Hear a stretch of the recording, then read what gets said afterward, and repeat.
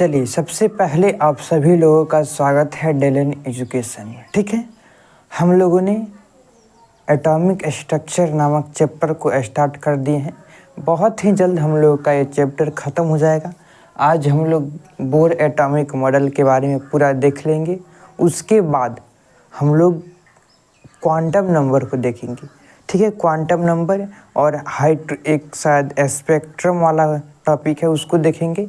उसके बाद से मतलब समझिए कि 2 या 3 लेक्चर में और लगेगा आप लोगों का ये चैप्टर ख़त्म हो जाएगा। ठीक है, चलिए, तो सबसे पहले हम लोग क्या करते हैं, देखते हैं कि बोर एटॉमिक मॉडल क्या है। ठीक है, इसके पहले हमने आप लोगों को रदरफोर्ड एटॉमिक मॉडल के बारे में बताए थे।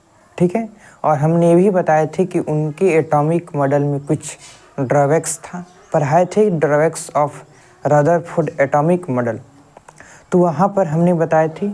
यहाँ पर देखिए हम लोग पढ़ेंगे बोर एटॉमिक मॉडल क्या है। ठीक है, तो उनके जो गलती है उनके सुधारने के लिए ये बोर एटॉमिक मॉडल आए थे। ठीक है, चलिए, सबसे पहले हम लोग पढ़ते क्या हैं कि देखिए एक और बात कि शुरुआत में इस चैप्टर में खास करके ज़्यादा लिखवाने वाला है। ठीक है, लेकिन उससे आप लोग घबराइएगा मत। ठीक है, आप लोगों को हम पूरा समझा दे रहे हैं, याद करने वाला कुछ नहीं है, समझ जाइए। ठीक है, और क्या करिएगा, अगर कोई भूल पड़ जाएगा, कभी भूल पड़ जाएगा या फिर रिवाइज करना होगा तो आप लोग इसको अपने नोट्स में लिखे रहिएगा, तो आप लोग इससे रिवाइज कर सकते हैं। ठीक है, आज हम लोग पढ़ेंगे बोर्स एटॉमिक मॉडल के बारे में। ठीक है, तो सबसे पहले देखिए, an atom consist of a dense nucleus situated at the center containing all the protons and almost all the mass, and its size is very small as compared to atom। ठीक है, इसको छोड़ दीजिएगा, बात को सबसे पहले समझिए। ठीक है, देखिए बोर एटॉमिक मॉडल में क्या है, सबसे पहले समझिएगा कि परमाणु के पूरा बीचों बीच में, ठीक है, परमाणु के बीचों बीच में न्यूक्लियस रहता है।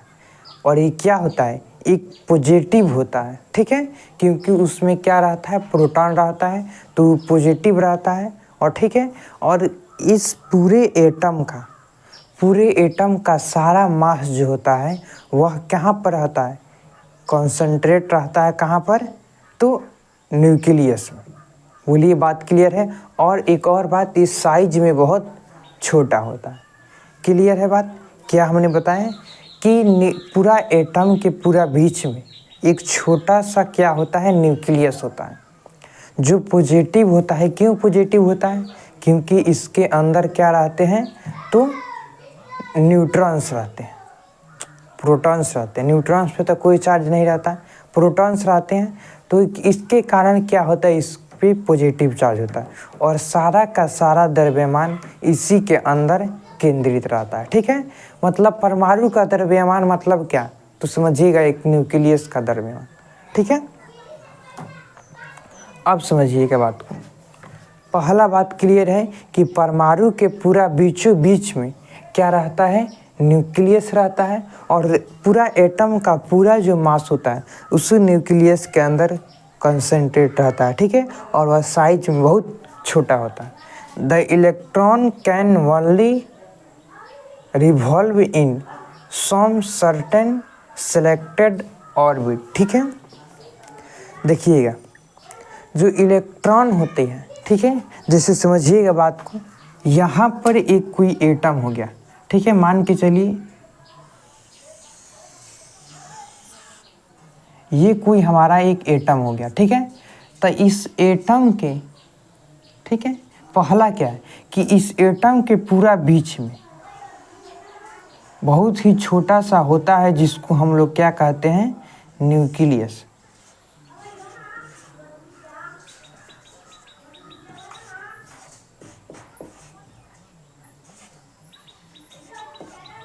न्यूक्लियस थोड़ा सा स्पेलिंग इधर उधर हो सकता है, लेकिन ठीक है। देखिए ये बीच में पूरा क्या होता है, न्यूक्लियस रहता है, ठीक है। और ये क्या होता है, साइज में बहुत ही छोटा रहता है।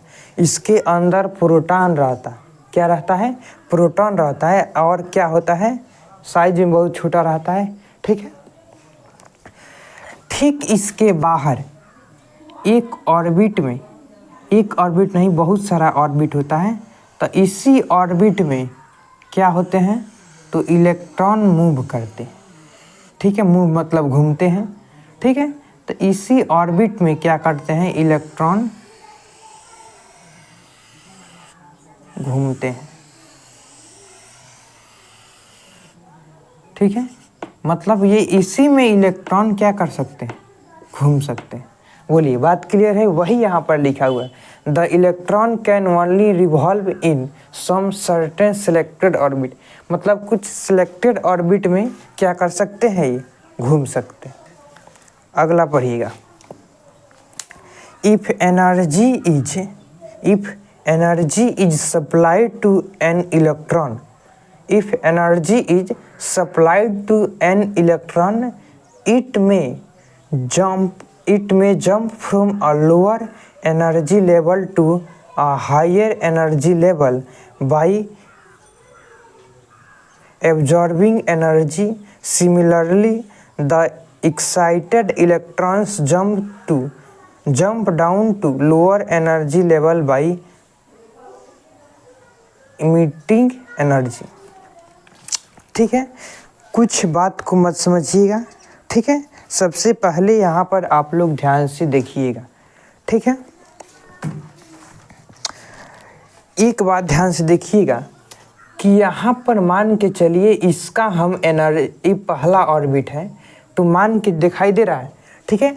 मान के चलिए इसका एनर्जी है E1, इसका एनर्जी है E2, इसका E3, इसका E4, इसका E5। बोलिए क्या हम बताएं कि एक का E1, E2, E3, E4, E5, ठीक है। ये हमने क्या बताया, ये इलेक्ट्रॉन नहीं है, भले ई से लिखे हैं लेकिन इलेक्ट्रॉन मत समझिएगा, ये क्या है, एक एनर्जी लेवल है, ठीक है। तो देखिएगा सबसे बड़ा इसमें एनर्जी लेवल वाला कोई होगा तो होगा E5, उससे जस्ट छोटा क्या होगा, E4, उससे जस्ट छोटा क्या होगा, E3, इससे जस्ट छोटा E2, इससे जस्ट छोटा होगा E1। बोलिए बात क्लियर है, ठीक है। सबसे बड़ा क्या रहेगा, E5 रहेगा, उसके बाद जस्ट ये क्या होगा, घटते क्रम। मतलब जैसे जैसे आप लोग इसके बाहर जाइएगा, ठीक है, जैसे जैसे आप लोग इसके बाहर जाइएगा ये एनर्जी लेवल बढ़ता जाता है, हमको यही बताना है, ठीक है। तो अब समझिएगा क्या कह रहा है कि if energy is supplied to an electron it may jump from a lower energy level to. देखिए जब इलेक्ट्रॉन को एनर्जी सप्लाई की जाता है तो जंप कहाँ करता है, लोअर एनर्जी से हायर एनर्जी। मतलब कि अगर इलेक्ट्रॉन मान के चलिए यहाँ पर है, अगर ये एनर्जी सप्लाई मतलब इसके पास अगर एनर्जी आता है तो ये जंप करके कहाँ पर आता है, तो हायर एनर्जी लेवल में चल जाएगा। बोलिएगा बात क्लियर है। तो अगर एनर्जी इसको हम लोग देते हैं तो जंप करके मतलब हायर एनर्जी E5 में पहुंच गया, पहले E4 में था, बाद में E5 में पहुंच गया, मतलब इसका एनर्जी लेवल बढ़ा, ठीक है। तो यही समझना है। अब देखिए ये इलेक्ट्रॉन क्या करेगा, अगर इससे अगर एनर्जी कहीं ख़त्म होता है, एनर्जी ख़त्म होता है मतलब लूज करता है, समझिएगा। तो अगर एनर्जी फिर से ना छोड़ देगा तो ये तो बात श्योर है कि एनर्जी लेकर के आया था इसमें, लेकिन अगर छोड़ देगा तो कहाँ पर चल जाएगा, वहाँ पर चल जाएगा, ठीक है। एनर्जी लेकर आया था जिसमें, लेकिन अगर वही एनर्जी अगर छोड़ गया तो फिर से ना इसमें चल जाएगा, और छोड़ेगा तो इसमें चल जाएगा, ठीक है। तो इसी प्रकार से इलेक्ट्रॉन करता है। बोलिए बोर्ड्स एटॉमिक मॉडल क्लियर है, ठीक है। किसी प्रकार का दिक्कत नहीं होना चाहिए, ठीक है। बहुत ही आसान है, ये पहला हमने बताया, दूसरा तीसरा, ठीक है। यहाँ पर देखिए बीच में न्यूट्रॉन्स होता है, ये क्या होता है, इसको बीच में न्यूक्लियस होता है, यहाँ पर प्रोटॉन्स होता है, ये पॉजिटिवली चार्ज है, सारा का सारा मास इस पर केंद्रित रहता है, ठीक है। इलेक्ट्रॉन क्या करता है, इसके बाहर ये जो ऑर्बिट है इसमें ये रिमूव मतलब चक्कर लगाता है, ठीक है। और क्या है, ये जो बाहरी वाला है ये मतलब एनर्जी लेवल जो बाहर वाला है इसका एनर्जी लेवल ज़्यादा होता है और इससे यदि इधर आइएगा बीच में तो क्या होता है, कम होते चलता है, ठीक है। अगर इलेक्ट्रॉन को अगर एनर्जी दीजिएगा तो जंप करके इसमें ज़्यादा है, अगर एनर्जी छोड़ेगा तो ये इसमें से इसमें चला जाता है। बात क्लियर है। अब देखिए, अब हमको इसके आगे पढ़ना है कि इनके क्या क्या ड्रॉबैक्स हैं बोर्स एटॉमिक मॉडल का, ठीक है।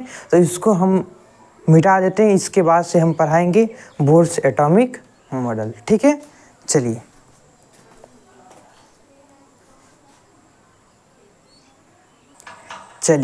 हमने यहाँ पर लिख दिए हैं क्या कि success of Bohr atomic theory, ठीक है। हम लोग एक एक करके समझेंगे। देखिए, अगर आप लोगों के एग्ज़ाम में पूछ देता है कि मान के चलिए पूछ दिया कि बोर एटॉमिक मॉडल का एक्सप्लेन करने के लिए यही पूछेगा कि explain the bore atomic model, तो आप लोग क्या करिएगा कि वो जो पहले बताए थे बोर एटॉमिक मॉडल उसको आप लोग एक्सप्लेन करके लिख दीजिएगा, उसके बाद से सक्सेस वाला लिख दीजिएगा, उसके बाद से ड्रॉबैक्स वाला लिख दीजिए। पहले हम लोग सक्सेस पढ़ लेते, ठीक है। चलिए, तो हम लोग देखते हैं कि success of Bohr atomic theory, ठीक है। मतलब बोर एटॉमिक थ्योरी में क्या क्या सक्सेस हुए, ठीक है। देखिए, सक्सेस तो सभी लोग हुए हैं, मतलब कुछ मतलब चीज़ को खोज करने के लिए, ठीक है। लेकिन हम लोग सबका सक्सेस देखिए कि नहीं पढ़ाए हुए हैं, ठीक है, मत पढ़िएगा, ठीक है। चलिए, और पढ़ना भी नहीं है। यहाँ पर देखिए success of Bohr atomic theory, ठीक है। देखिए सबसे पहला पॉइंट क्या है समझिएगा, for the first time it could explain the hydrogen spectrum as well as hydrogen like one electron species, ठीक है। देखिए, पहले समय मतलब फर्स्ट टाइम इन्होंने क्या की, इनका जो बोर एटॉमिक थ्योरी था वो क्या हुआ, तो एक्सप्लेन किया किसको, हाइड्रोजन स्पेक्ट्रम को। अभी तो हम पढ़ाए नहीं हैं, लेकिन पढ़ाएंगे तो आप लोग वहाँ पर देख लीजिएगा, ठीक है। तो इसको आप लोग समझ जाइएगा कि ये पहले से मतलब फर्स्ट टाइम में इन्होंने क्या की, हाइड्रोजन स्पेक्ट्रम को इन्होंने क्या किए, एक्सप्लेन किए, ठीक है। बात पहला क्लियर हो गया। दूसरा समझिए, the theory enables one two calculate radius of the various stationery orbit with one electron system, ठीक है। मतलब ये थ्योरी जो है, ये थ्योरी क्या है, तो ये थ्योरी क्या ये कैलकुलेट करता है, कैलकुलेट कर सकता है किसको, तो रेडियस, किसका रेडियस के, तो ऑर्बिट्स के रेडियस को, ठीक है। तो ये थ्योरी मतलब इस थ्योरी के सहारे मतलब रेडियस, इस थ्योरी के सहारे हम लोग क्या कर सकते हैं, तो ऑर्बिट के रेडियस को हम लोग क्या कर सकते हैं, कैलकुलेट कर सकते हैं। क्लियर है। इस बोर एटॉमिक थ्योरी के द्वारा क्या कर सकते हैं हम लोग, ऑर्बिट के रेडियस को क्या कर सकते हैं हम लोग, कैलकुलेट कर सकते हैं किससे, वन इलेक्ट्रॉन सिस्टम से, ठीक है।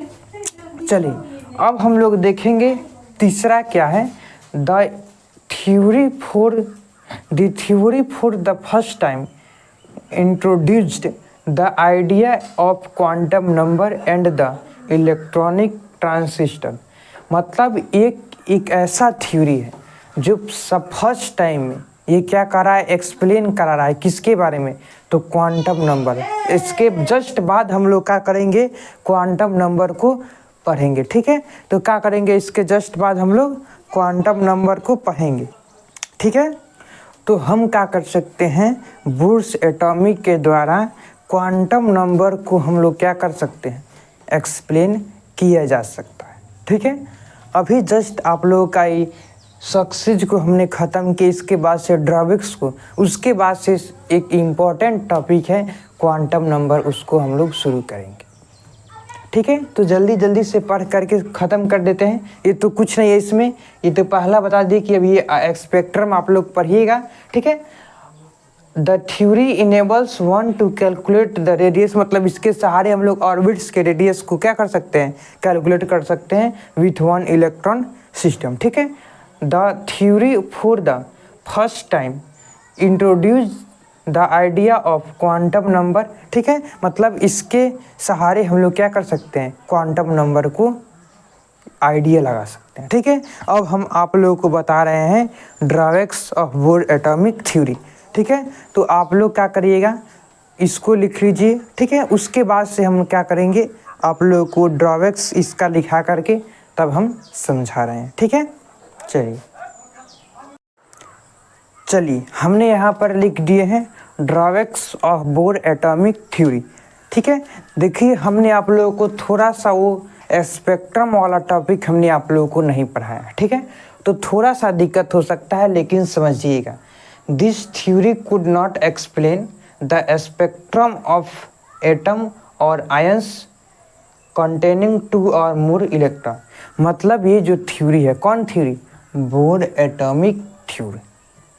ठीक है, ये थ्योरी क्या कर सकती है, स्पेक्ट्रम या फिर कहिए एटम के स्पेक्ट्रम या आयन के स्पेक्ट्रम को ये एक्सप्लेन नहीं कर सकती है जब दो या इससे दो इलेक्ट्रॉन रहेगा, किधर है, 2 और मोर इलेक्ट्रॉन, मतलब 2 या 2 से ज़्यादा इलेक्ट्रॉन रहेगा, तो ये एक्सप्लेन नहीं कर सकती। ये आप लोगों को स्पेक्ट्रम वाला हमने नहीं बताया है। ठीक है, बता देंगे, समझ में आ जाएगा।